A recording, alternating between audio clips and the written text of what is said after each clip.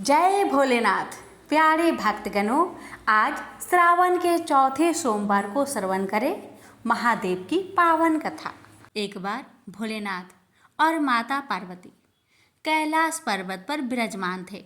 हे भोलेनाथ माता पार्वती जी से कहने लगे, देवी मेरा भक्त मुझे बहुत मानता है, दिन रात मेरी पूजन करता है, मुझे बहुत मानता है।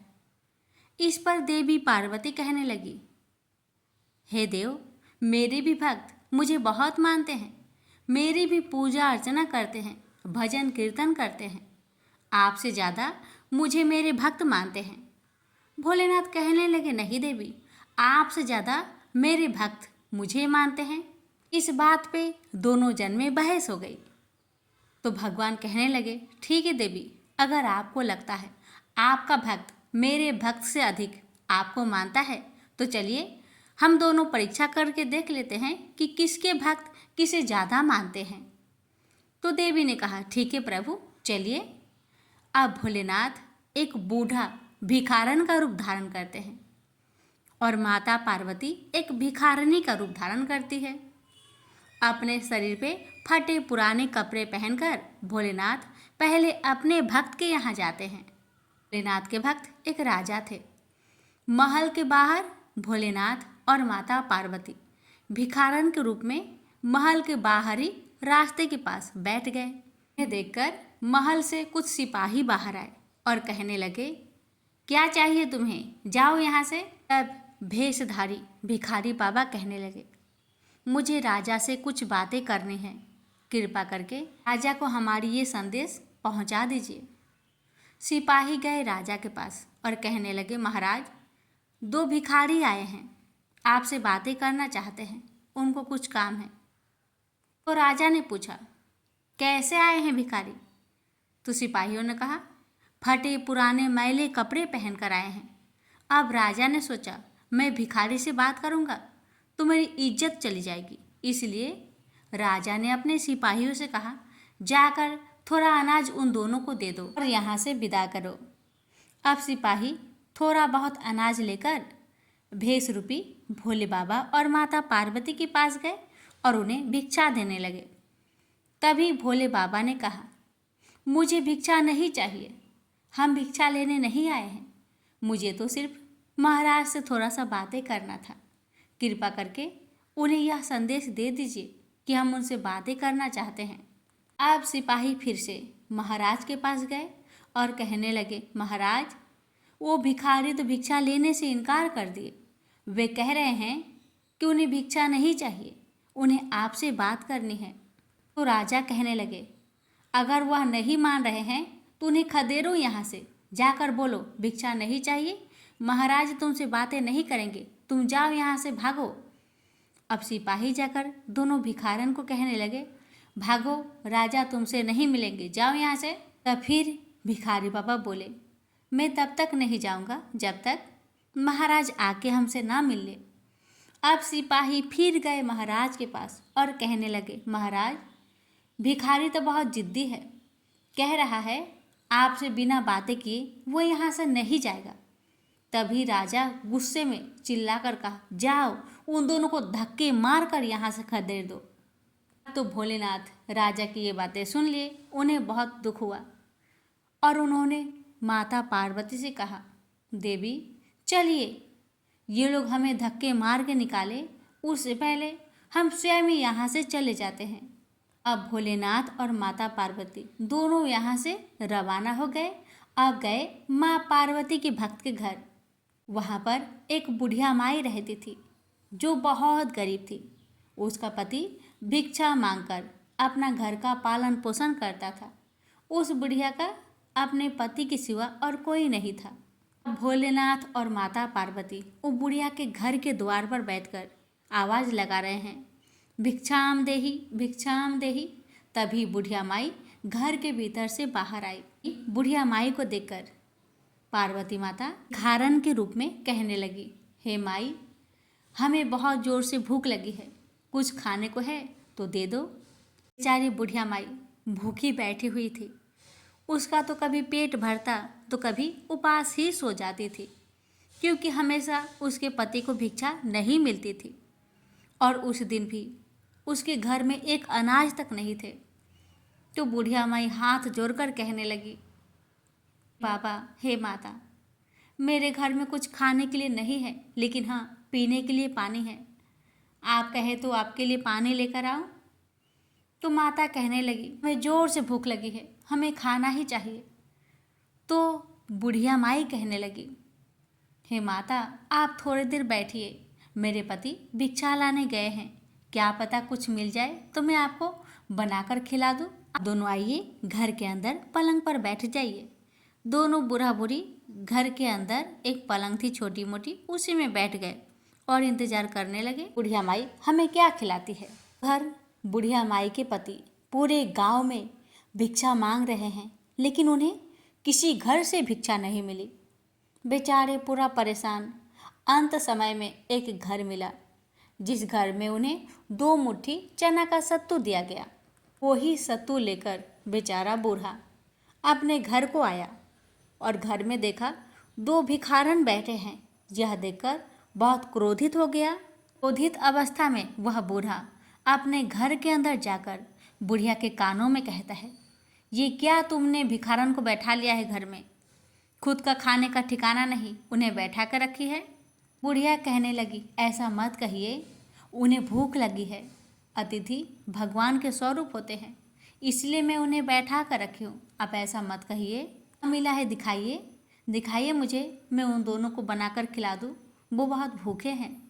तो बूढ़ा कहने लगा, बहुत मुश्किल से हमें 2 मुट्ठी सत्तू मिला है, 1 मुट्ठी तुम खा लेना, 1 मुट्ठी मैं खा लूँगा, नहीं तो भूखे ही सोना पड़ेगा हमें।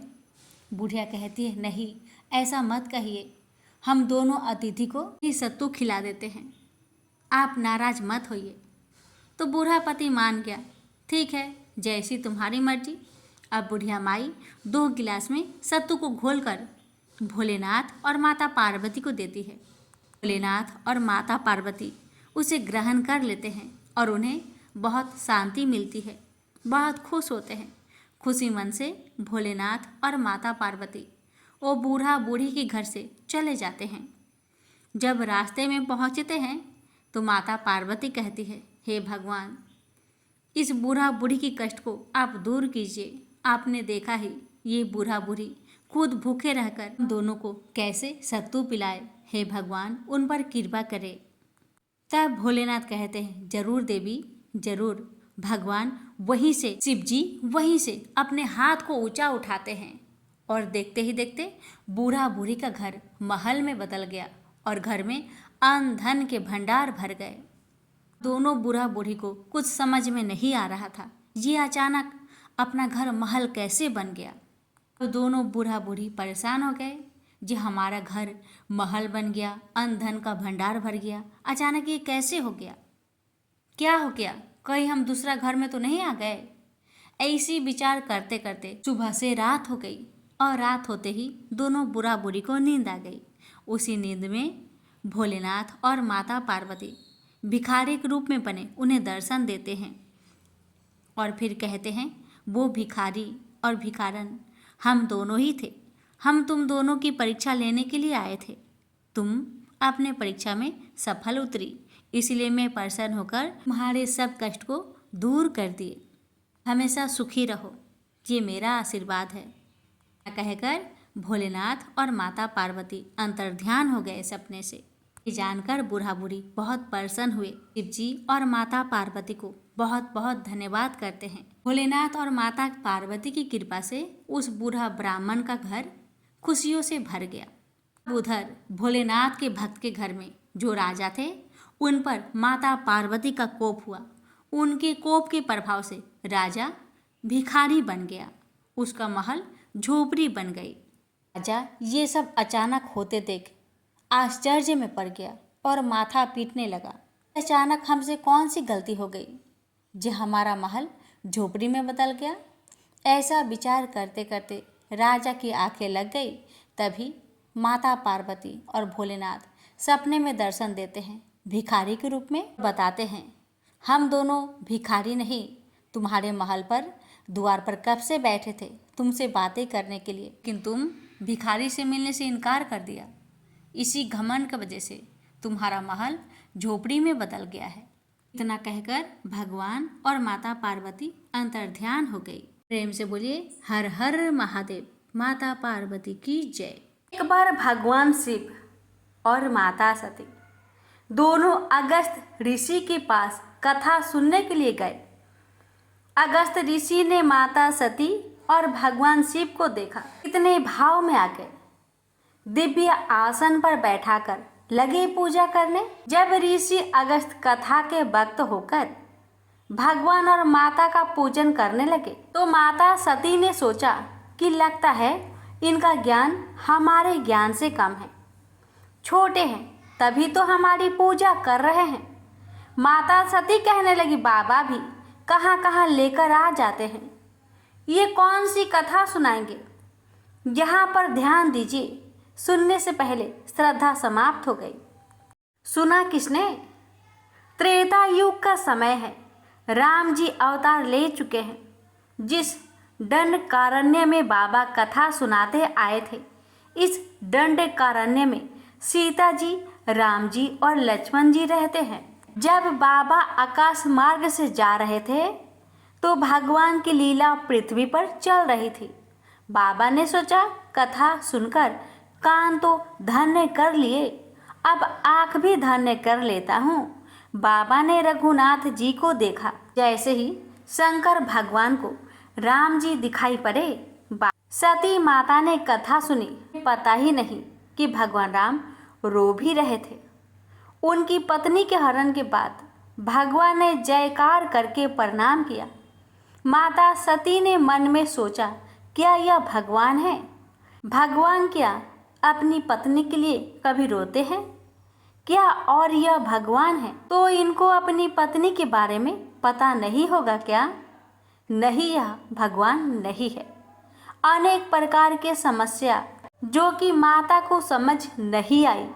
बाबा ने कहा, देवी जब आपको इतना ही संचय हो गया तो परीक्षा ले लीजिए। मैया परीक्षा लेने गई और बाबा भजन में बैठ गए। माँ सती को परीक्षण के लिए भेजकर एक बरगद के पेड़ के नीचे बैठ गए। बोले, आप जब तक परीक्षा लेकर आएंगे मैं इसी बट के वृक्ष के नीचे बैठा हूँ। सती मैया परीक्षा लेने चली गई। सोचने लगी कैसे राम जी की परीक्षा लूँ। बहुत सोचने के बाद माँ को एक बात समझ में आई। वह अपनी सीता को ढूंढ रहे हैं, क्यों ना सीता का रूप बना लूँ तो भगवान पीछे पीछे आएंगे। राम लक्ष्मण जी आ रहे थे। सती मैया ने सीता का रूप बनाया और आगे आगे चलने लगी। लक्ष्मण जी की दृष्टि गई, यह कोई और है, मेरी भाभी नहीं हो सकती। मेरी भाभी हमेशा भैया के पीछे पीछे चलती है, यह आगे आगे चल रही है, यह मेरी भाभी नहीं है। और ध्यान से लक्ष्मण जी कहते हैं, अरे यह तो माता सती जी है, भाभी का रूप बनाकर घूम रही है। लग रहा है प्रभु की कोई लीला चल रही है।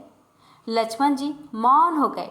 राम जी देख, राम जी ने अपने दोनों हाथों को जोड़कर प्रणाम किया और बोले, मैं दशरथ नंदन राम आपको प्रणाम करता हूँ। बाबा कहाँ हैं? अकेले अकेले घूम रही हैं। सती माता के पैरों से धरती खिसक गई। सती माता सोचने लगी, मैं बाबा को क्या उत्तर दूंगी। मैंने अपने पति के वचनों पर विश्वास नहीं किया। माता सती बाबा के पास गई। बाबा ने कहा, कैसे परीक्षण किया?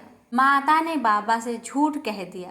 मेरी माँ ने कहा, प्रभु में कोई परीक्षण नहीं किया। बाबा भोले, क्या किया?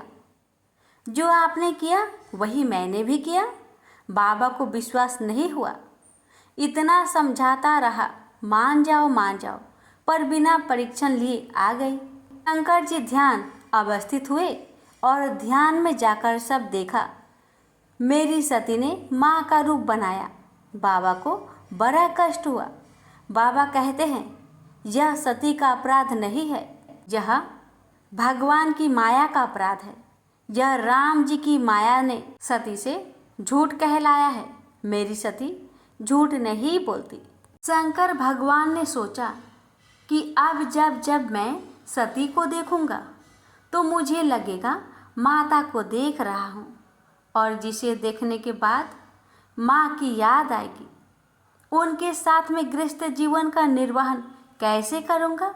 बाबा ने इस समय मन में संकल्प किया कि आज के बाद सती जब तक इस शरीर में है, सती और मेरी भेंट नहीं हो सकती। बाबा ने सती मैया का त्याग कर दिया।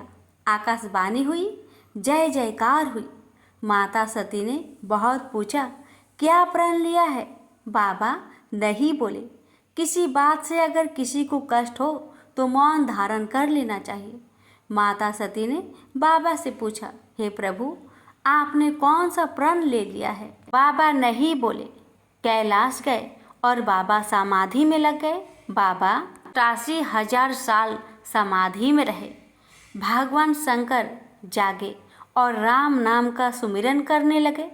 माता जान गई बाबा जाग गए हैं। माता ने जाकर बंधन किया। भगवान ने माता को अपने सामने बैठाया। क्यों? क्योंकि भगवान ने माता का त्याग कर दिया है। माता की व्यथा को समाप्त करने के लिए रघुनाथ जी की कथा बाबा सुनाने लगे। इस समय माता सती के पिता दक्ष को प्रजापतियों का राजा बनाया था। तभी प्रजापति दक्ष को अभियान हुआ। सभी देवता कैलाश के ऊपर से गुजरते हुए जा रहे थे। तभी माँ ने पूछा, यह सब कहाँ जा रहे हैं? बाबा बोले, आपके पिताश्री यज्ञ कर रहे हैं, उसमें भाग लेने जा रहे हैं। माँ ने कहा, नाथ। माँ सती ने बड़ी विनम्रता से पूछा, नाथ, पिताजी के घर उत्सव है, यदि आपकी आज्ञा हो तो मैं भी उत्सव देखने चलूं? बाबा ने कहा, देवी, आपने बड़ी अच्छी बात कही। बेटी को पिता के घर जाना चाहिए, लेकिन मैं एक बात कहूँ, आपका जाना अनुचित होगा, क्योंकि हमें निमंत्रण नहीं आया है। आपके पिता मुझसे बैर मानते हैं। बाबा ने समझाने का प्रयास किया। माता नहीं मानी। जब सती मैया नहीं मानी, अनेक प्रकार से यत्न करके बाबा माता सती को समझाया। जब मैया नहीं मानी तो अंत में जब माता सती अपने पिता के घर गई तो किसी ने बात नहीं की, लेकिन जन्म देने वाली माँ ने दौड़कर सती जी को गले से लगा लिया। फिर बहाने बहुत मुस्कुराकर मिले, अर्थात हंसने लगी। जब माता ने यज्ञ की परिक्रमा लगाई तो सभी देवता का स्थान दिखा, पर भगवान शिव का कोई स्थान नहीं था। पिता के घर पति का अपमान माँ बर्दाश्त नहीं कर पाई। माँ का पूरा शरीर क्रोध अग्नि में जलने लगा।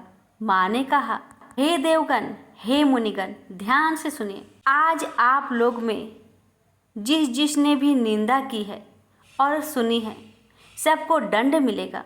वह मेरे पति नहीं, जगत के पिता भी हैं, और इस मंदमती मेरे पिता ने मेरे पति का अपमान किया है। आज के बाद मैं दक्ष की बेटी के रूप में जीवित नहीं रहूंगी।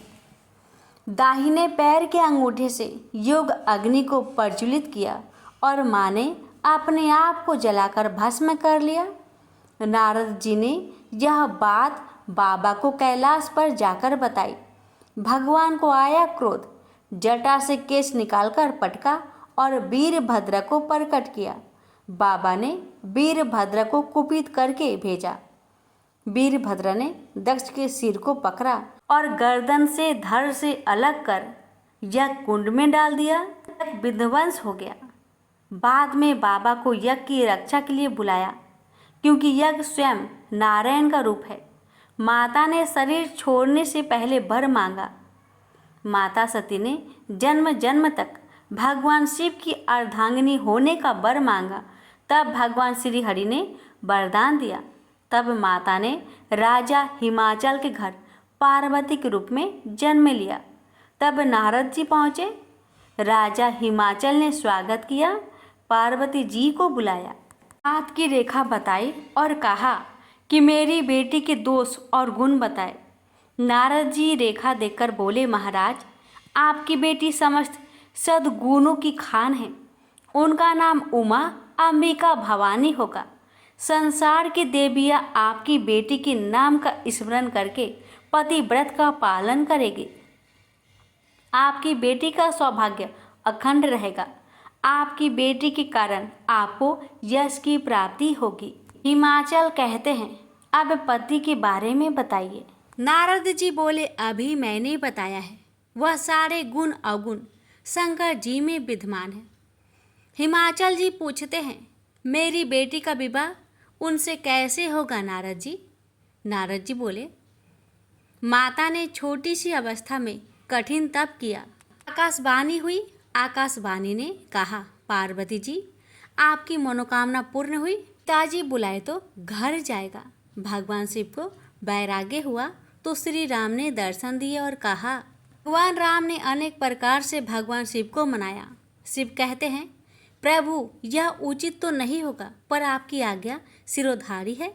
भगवान ने सप्त ऋषियों को भेजकर माता की प्रेम की निष्ठा को परखा। बाबा फिर समाधि में चले गए तो समाधि भंग करने के लिए देवताओं ने कामदेव को भेजा। कामदेव ने अपने पूरे प्रभाव का विस्तार किया।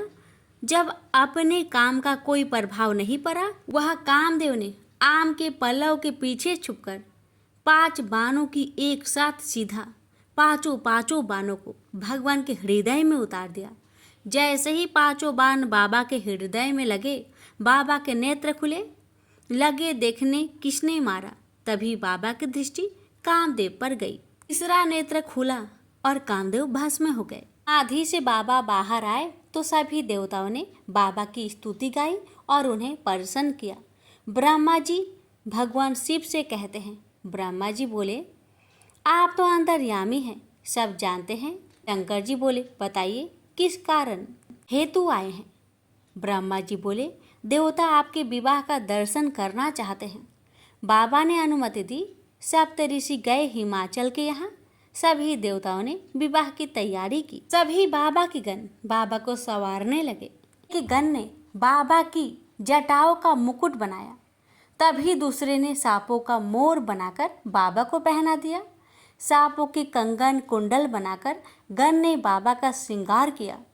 बाबा नंदी पर बैठे बारात सजी और गणों के द्वारा जय जयकार हुई।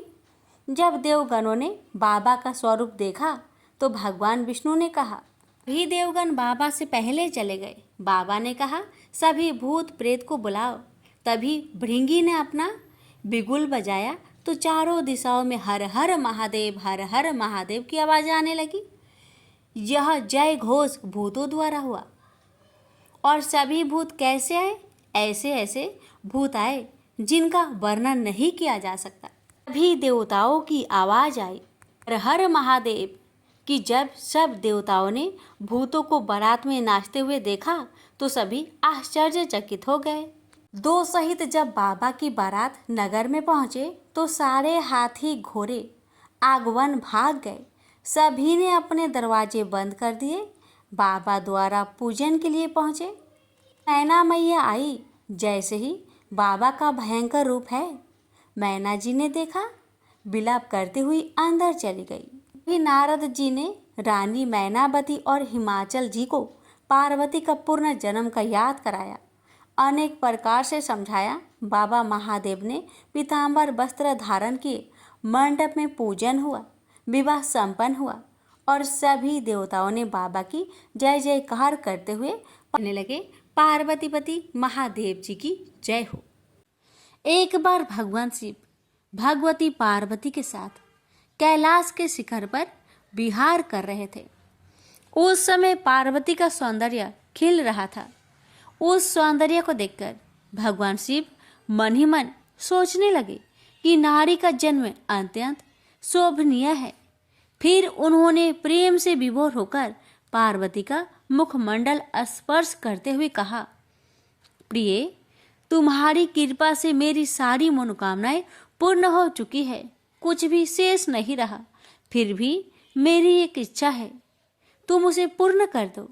तब पार्वती ने कहा, शंभो, आपकी कौन सी इच्छा है, बताइए, मैं अवश्य उसे पूर्ण करूंगी। अब शिव ने अपनी इच्छा बताते हुए कहा, देवी, मेरी इच्छा है कि तुम मृत्यु लोक में पुरुष का रूप में अवतरित हो और मैं स्त्री रूप में अवतरित होऊंगा। इस समय जिस प्रकार मैं तुम्हारा पति हूँ तथा तुम मेरी प्राण प्रिय पत्नी हो, उसी प्रकार का दाम्पत्य प्रेम उस समय भी हो। यही मेरी इच्छा है, तुम इसे पूर्ण करो। भगवान शिव की बात सुनकर भगवती पार्वती मुस्कुरा उठी। उन्होंने शिव को आश्वासन देते हुए कहा, प्रभु, आपकी इच्छा को पूर्ण करने के लिए मैं अवश्य मृत्यु लोक में पुरुष रूप में अवतरित होऊंगी। आपकी प्रसन्नता के लिए मैं पृथ्वी पर वासुदेव के घर में पुरुष रूप में श्री कृष्ण होकर जन्म लूंगी। लेकिन महादेव, आपको भी मेरी प्रसन्नता का ध्यान रखना होगा। भगवान शिव उत्साह पूर्वक बोले, देवी, मैं तुम्हारी प्रसन्नता के लिए क्या करूं? आपको भी स्त्री रूप में अवतरित होना पड़ेगा।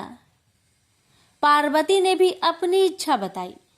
भगवान शिव अत्यंत प्रसन्न होकर बोले, शिवे, तुम्हारी पुरुष रूप से श्री कृष्ण के रूप में अवतरित होने पर मैं भी स्वयं तुम्हारी प्राण सदृश वृषभानु की पुत्री राधा के रूप में प्रकट होकर तुम्हारे साथ विहार करूंगा। और इसके साथ साथ मेरी 8 मूर्तियां भी रुक्मणी, सत्यभामा, जाम्बंती 8 पटरानियों के रूप में मृत्यु लोक में अवतरित होंगे। यह सुनकर भगवती पार्वती ने शिव से कहा, प्रभु, तब आपकी मूर्तियों के साथ मैं ऐसा यथोचित विहार करूंगी जैसा ना तो किसी ने किया है और ना ही कहीं सुना गया है। विजया और जया नामक मेरी दोनों सखियां उस समय श्रीदाम एवं वासुदाम नाम से पुरुष रूप से प्रतिष्ठित होगी। पूर्व काल में विष्णु जी के साथ मेरी प्रतिज्ञा हुई है, जिसके अनुसार वे उस समय जब मैं श्री कृष्ण होंगी वो मेरे बड़े भाई होंगे। वे महान बलशाली तथा आयुध धारण करने वाले बलराम के नाम से प्रसिद्ध होंगे। इस प्रकार मैं पृथ्वी पर अवतरित होंगी और देवताओं के कार्य संपन्न करूंगी तथा अंत में महान कीर्ति स्थापित करके पृथ्वी से वापस चली जाऊंगी। पूर्व काल में भगवती और विष्णु जी ने युद्ध में जिन राक्षसों का संहार किया था, वे द्वापर के अंत में बहुत से राजाओं के रूप में उत्पन्न हो गए। उनके भार को न सह सकने के कारण पृथ्वी गौरूप धारण कर समस्त देवताओं के साथ ब्रह्मा जी के पास गई। पृथ्वी को साथ लेकर ब्रह्मा जी कैलाश पर पहुंचे। वहां उन्होंने भगवती से राक्षसों का संहार करने का निवेदन किया। तब भगवती ने कहा, ब्राह्मण, मैं स्त्री स्वरूप में उन राजाओं का वध नहीं कर सकती, क्योंकि उन्होंने भक्ति पूर्वक मेरे स्त्री स्वरूप का ही आश्रय ग्रहण किया है। लेकिन हाँ, मेरी जो भद्रकाली मूर्ति है वह वासुदेव के घर में पुरुष रूप में जन्म लेगी। वासुदेव की पत्नी देवकी के गर्भ से श्याम अवतार लेंगे। वे कंस आदि दुष्ट राजाओं का संहार करेंगे।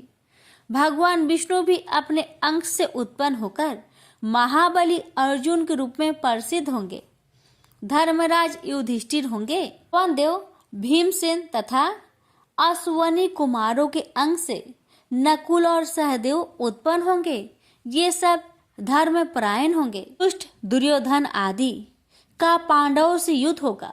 मैं युद्ध में माया फैलाकर रणभूमि में उपस्थित होकर परस्पर मारने की इच्छा वाले उन दुष्ट राजाओं का संहार कर दूंगी। मेरी भक्ति में लीन रहने वाले पुण्य आत्मा तथा धर्मनिष्ठ पांडुपुत्र 5 भाई बच जाएंगे। इस प्रकार मैं सभी पापी राजाओं का संहार कर डालूंगी। पृथ्वी को भार मुक्त कर पुनः यहाँ चली आऊंगी। हे जगतपते, मैं लोक कल्याण के लिए इस प्रकार का कार्य करूंगी। आप विष्णु जी के पास जाकर उनसे प्रार्थना कीजिए कि वे मानव देह धारण कर पांडु पत्नी के गर्भ से शीघ्र पृथ्वी पर अवतरित हो। भगवती के इस प्रकार कहने पर ब्रह्मा जी भगवान विष्णु के पास पहुंचे और उनसे पृथ्वी पर अवतरित होने के लिए प्रार्थना की। तब भगवान विष्णु ने उन्हें आश्वासन दिया कि मैं इंद्र देव के द्वारा कुंती के गर्भ से मानव रूप धारण कर अवतरित होगा।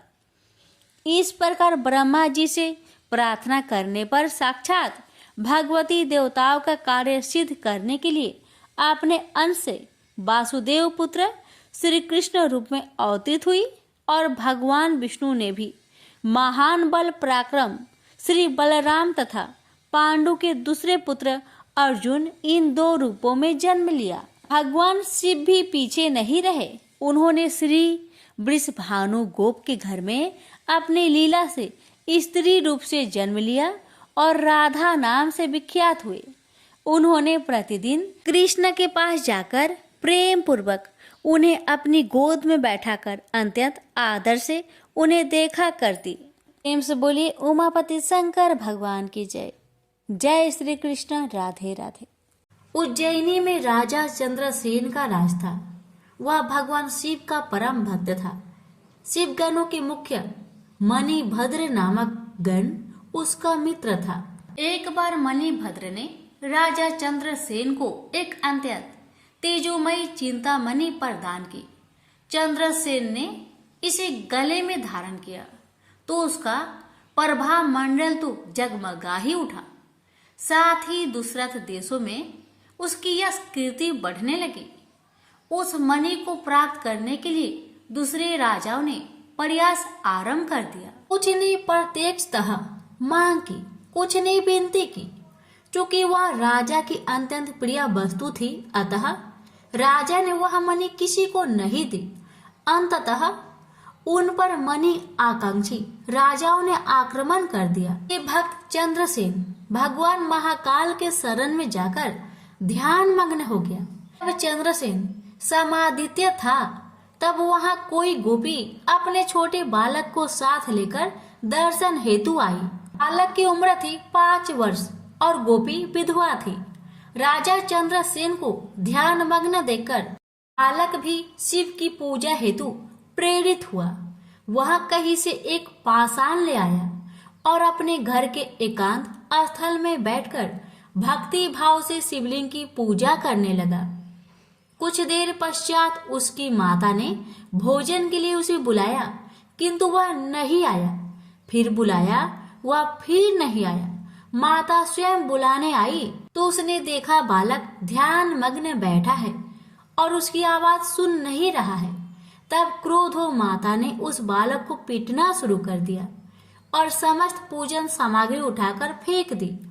ध्यान से मुक्त होकर बालक इतना में आया तो उसे अपनी पूजा को नष्ट देखकर बहुत दुख हुआ। अचानक उसकी व्यथा की गहराई से चमत्कार हुआ। भगवान शिव की कृपा से वहाँ एक सुंदर मंदिर निर्मित हो गया। मंदिर के मध्य में दिव्य शिवलिंग विराजमान था एवं बालक द्वारा सज्जित पूजा यथावत थी। उसकी माता की तंद्रा भंग हुई तो वह भी आश्चर्यचकित हो गई। राजा चंद्रसेन को जब शिवजी की अनन्य कृपा से घटित इस घटना की जानकारी मिली तो वह भी उस शिव भक्त बालक से मिलने पहुंचा। अन्य राजा जो मणि हेतु युद्ध पर उतारू थे वे भी पहुंचे। सभी ने राजा चंद्रसेन से अपने अपराध की क्षमा मांगी और सब मिलकर भगवान महाकाल का पूजन अर्चन करने लगे। तभी वहां राम भक्त श्री हनुमान जी अवतरित हुए और उन्होंने गोप बालक को गोद में बैठाकर सभी राजाओं और उपस्थित जन समुदाय को संबोधित किया। रते शिवम नान्यताम गतिरस्ति शरीरिणाम एवं गोपसुतोदिष्टया शिव पूजां विलोक्य चपै अमंत्रेणापि संपूज्य शिवम शिवम वाप्तवान एष भक्तवरः शंभोर्गोपाणां कीर्तिवर्धनः इह भुक्त्वाखिलान् भोगानन्ते मोक्षमवाप्स्यति अस्य वंशे स्तंभावि नंदो नाम महायशः प्राप्स्यते तस्य पुत्रत्वं कृष्णो नारायणः स्वयं। अर्थात शिव के अतिरिक्त प्राणियों की कोई गति नहीं है। इस गोप बालक ने अन्यत्र शिव पूजा को मात्र देखकर ही या किसी मंत्र अथवा विधि विधान के शिव आराधना कर शिव तत्व सर्वविध मंगल को प्राप्त किया है। यह शिव का परम श्रेष्ठ भक्त समस्त गोप जनों की कृति बढ़ाने वाला है। इस लोक में यह अखिल अनंत सुखों को प्राप्त करेगा। वह मृत्यु उपरांत मोक्ष को प्राप्त होगा। इसी के वंश का 8वां पुरुष महायशस्वी नंद होगा, जिसके पुत्र के रूप में स्वयं नारायण कृष्ण नाम से प्रतिष्ठित होंगे। कहा जाता है भगवान महाकाल तब से ही उज्जैनी में स्वयं विराजमान है। हमारे प्राचीन ग्रंथों में महाकाल की असीम महिमा का वर्णन मिलता है। महाकाल साक्षात राजाधिराज देवता माने गए हैं। महाशिवरात्रि के दिन समूचा शहर शिवमय हो जाता है। चारों ओर बस शिव जी का ही गुंजन सुनाई देता है। सारा शहर बाराती बंद शिव विवाह में शामिल होता है। अगले दिन आवश्यक को सवेरे ही अत्यंत आकर्षक दर्शन होते हैं। नयनाभिराम साज सज्जा के बीच एक उत्सव धूमधाम से संपन्न होता है। भगवान शिव की यह नगरी भक्ति रस में अंकट डूबी नजर आती है। प्रेम से बोलिए हर हर महादेव, माता पार्वती की जय, महाकाल की जय। शिव जी की आरती। ओम जय शिव ओंकारा, स्वामी जय शिव ओंकारा, ब्रह्मा विष्णु सदा शिव अर्धांगी धारा। ओम जय शिव ओंकारा, स्वामी जय शिव ओंकारा, एकानन चतुरानन पंचानन राजे, हंसानन गरुड़ासन वृषवाहन साजे। ओम जय शिव ओंकारा, स्वामी जय शिव ओंकारा, दो भुज चार चतुर्भुज 10 भुज अति सोहे, त्रिगुण रूप निरखते त्रिभुवन जन मोहे। अच्छी माला बने माला मुंड माला धारी, त्रिपुरारी कंसारी करे माला धारी। श्वेतांबर पीतांबर बाघंबर अंगे, सनकादिकी गरुणादिकी भूतादिकी संगे। कर के माध्य का मंडलु चक्र त्रिशूली धारी, सुखकारी दुखहारी जगपालनकारी। ब्रह्मा विष्णु सदा शिव जानत अविवेका, मधु के टप दो मारे सुर भयहीन करे। लक्ष्मी व सावित्री पार्वती संगा, पार्वती अर्धांगी शिव लहरी गंगा। पर्वत सोहे पार्वती शंकर कैलासा, भांग धतुर का भोजन भस्मी में बासा। जटा में गंग बहत है गल मुंडन माला, शेष नाग लिपटावत ओढ़त मृगी छाला। काशी में विराजे विश्वनाथ नंदी ब्रह्मचारी, नीत उठ दर्शन पावत महिमाति भारी। त्रिगुण स्वामी जी की आरती जो कोई नरे गावे, कहत शिवानंद स्वामी मनवांछित फल पावे। ओम नमः शिवाय, हर हर महादेव, माता पार्वती की जय।